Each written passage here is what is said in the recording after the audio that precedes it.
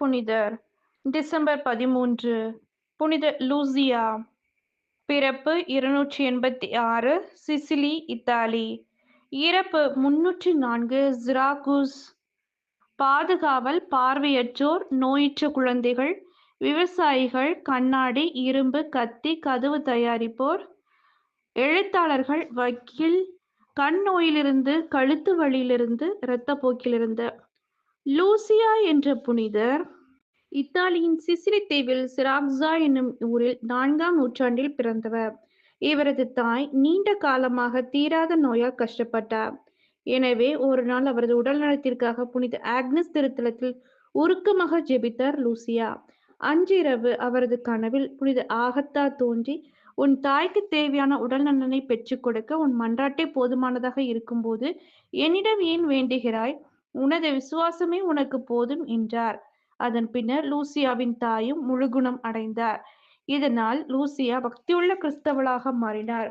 தனது கன்னிமையை கடவுளுக்கு அர்ப்பணித்தார். தனது தாயின் அனுமதியோடு தம் உடைமைகளை ஏழைகளுக்கு தானமாக வழங்கினார்.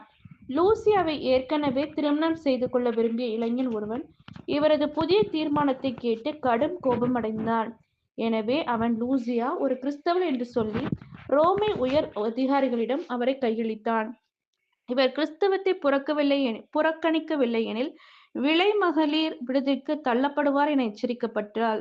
ஆயினும் இவர் தனது தீர்மானத்தில் உறுதியாக இருந்ததால் 1000 ஆண்களும் 50 காளைகளும் சேர்ந்து இவரை தள்ளினர். ஆனால் இவரை அசைக்க முடியவில்லை. எனவே அவரை சுற்றி பொருட்களை நிரப்பி தீ வைத்தனர். ஆயினும் அவர் அசையாமல் நின்றார். அவர் மேல் காய்ச்சிய எண்ணெயை ஊற்றினார்கள். ஆனால் அது ஒரு பயனும் இல்லை. ஆனால் அவர் எதற்கும் அஞ்சாமல் தனது மரணம் பிற கிறிஸ்தவர்களுக்கு பயத்தை குறைக்கும் மற்றும் விசுவாசமற்றவர்களுக்கு வருத்தத்தை கொண்டு வரும் என்று சொல்லிக்கொண்டே இருந்தார். இவர் இவ்வாறு பேசுவதை தடுக்க ஒரு வீரன் ஈட்டியால் அவள் தொண்டையை கிழித்தான். ஆனால் அந்த நேரத்தில் அங்கிருந்த ஒரு ரோமை அதிகாரி திருட்டு குற்றச்சாட்டின் பேரில் ரோமைக்கு அழைக்கப்பட்டு தலை வெட்டப்பட்டு இறந்தான்.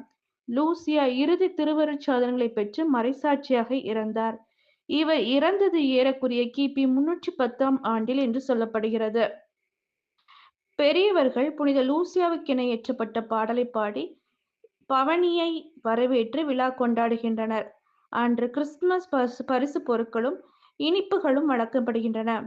Sweden, Norway, Iceland, Denmark, Latvia, Estonia, Finland, Malta, இத்தாலியின் சில பகுதிகள், போஸ்னியா, பவேரியா, குரோவேஷியா, ஸ்லோவாக்கியா போன்ற நாடுகளிலும் இன்னும் ஸ்காண்டினேவியத்தை பூர்வீகமாக கொண்ட மக்கள் வாழும் பிற நாடுகளிலும் இவ்விழா சிறப்பாக கொண்டாடப்படுகிறது.